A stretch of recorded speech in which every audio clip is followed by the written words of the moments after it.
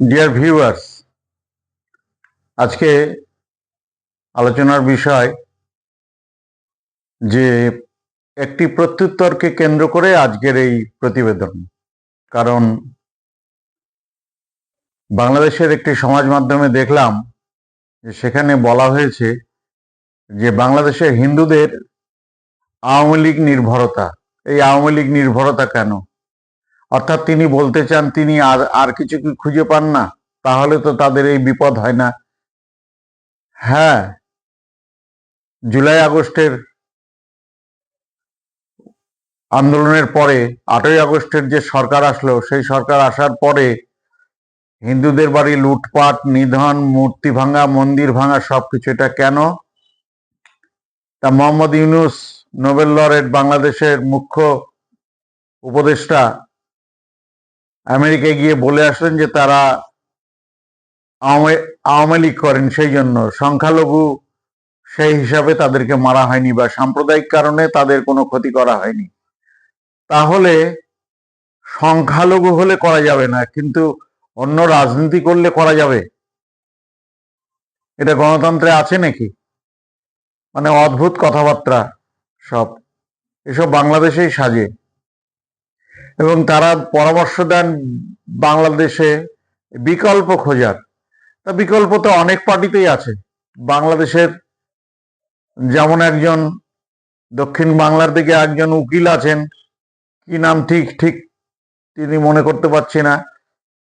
তিনি ওই আরএসএস এর মতো প্যান্ট শার্ট পরে, আগে দেখতাম জুলাই আগস্ট অভ্যুত্থানের আগে তিনি একেবারে হিন্দুদের পক্ষে দাঁড় নিয়েছিলেন।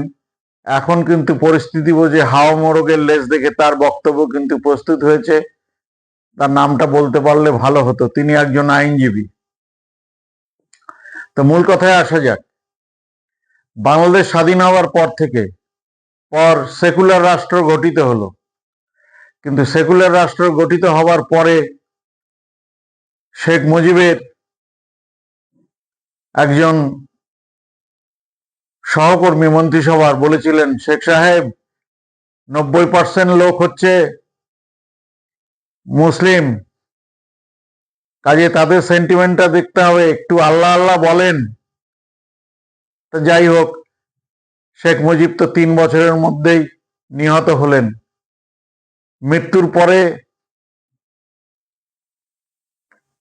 শেখ মুজিবের মৃত্যুর পরে রাষ্ট্রধর্ম ইসলাম হলো।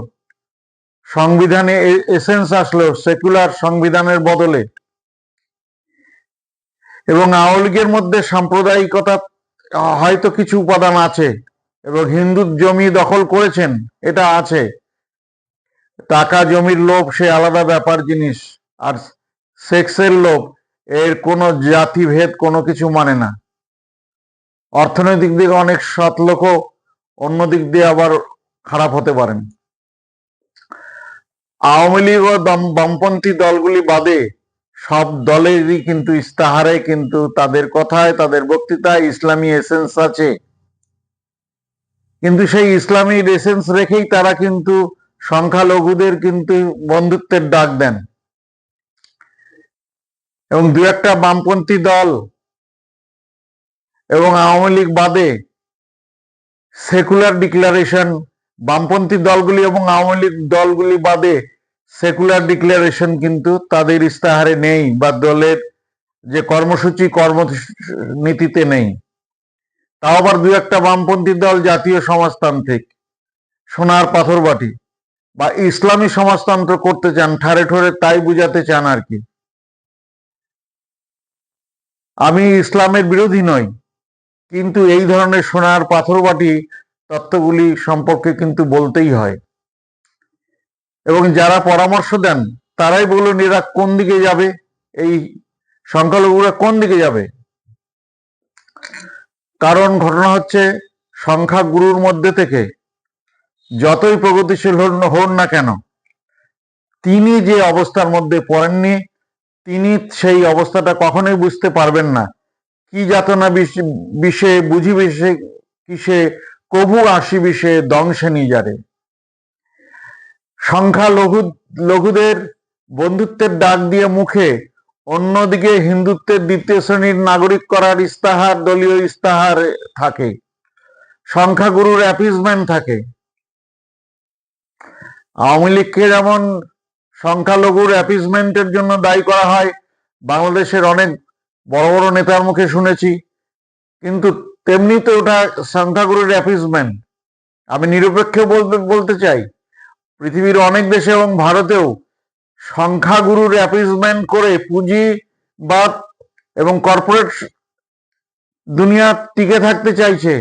যেহেতু কংগ্রেসের জনপ্রিয়তা হ্রাস পেয়েছে, তারা আগে কংগ্রেস নির্ভর ছিল,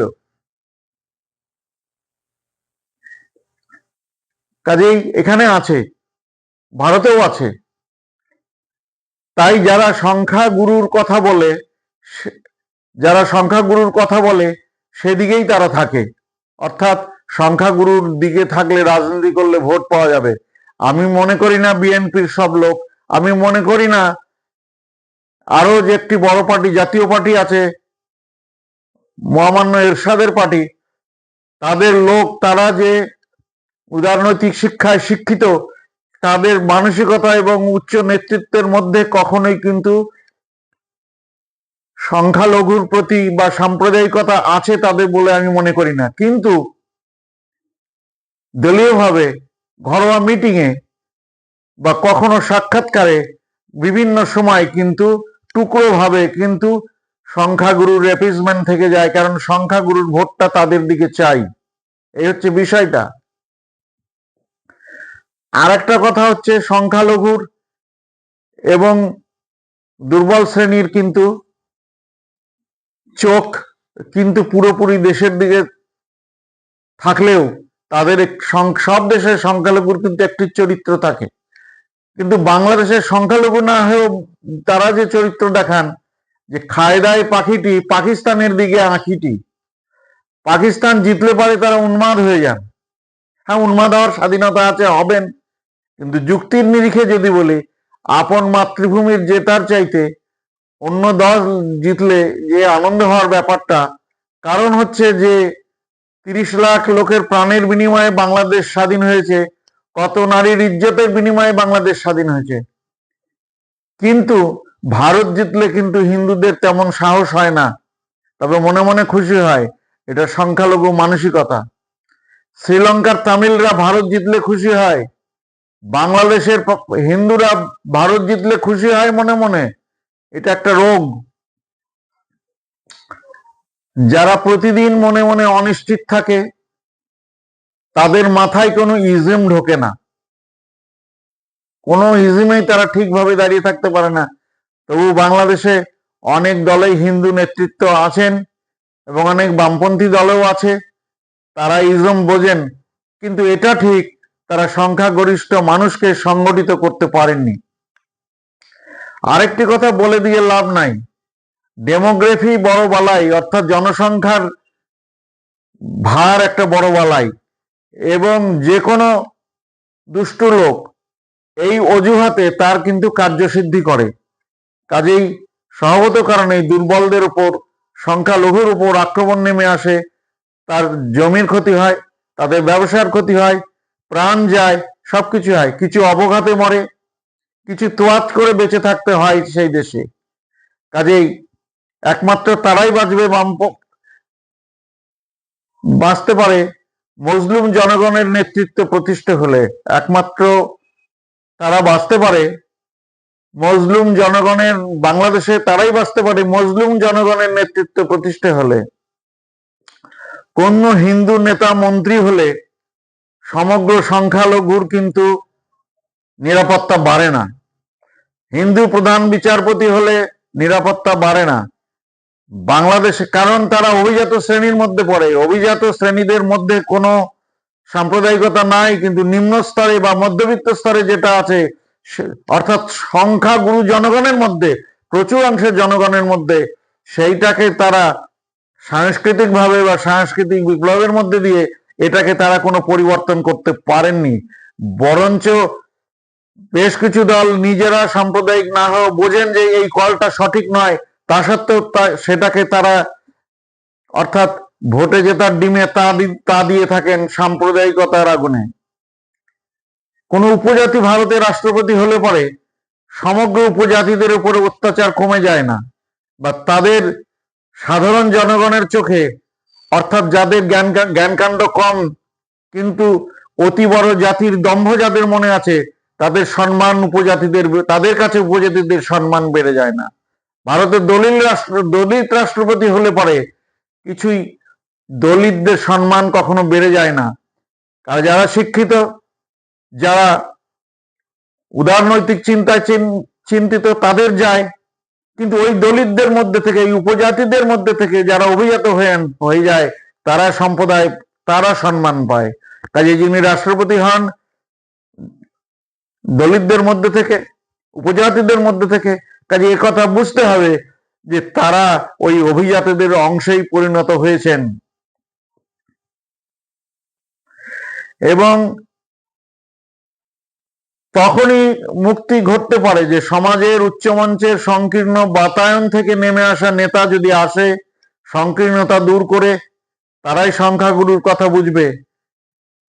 কারণ বাংলাদেশের সংখ্যালঘু সহ অন্যান্য মজলুম যারা জনগণ আছে, তাদের দুঃখের সঙ্গে এক হয়ে যদি তারা দেশ গঠন করতে পারে, তবেই দুঃখ ঘুচবে। তার মানে সব অংশের, সব সম্প্রদায়ের সংখ্যাগুরু এবং সংখ্যালঘুর মুসলিমরা একত্রিত হওয়া এবং একটা রাজনৈতিক শক্তি করা মানে কিন্তু অন্যান্য যারা অগ্রসর মানুষ আছেন তাদের প্রতি কিন্তু অবমাননা বা অত্যাচার নয়।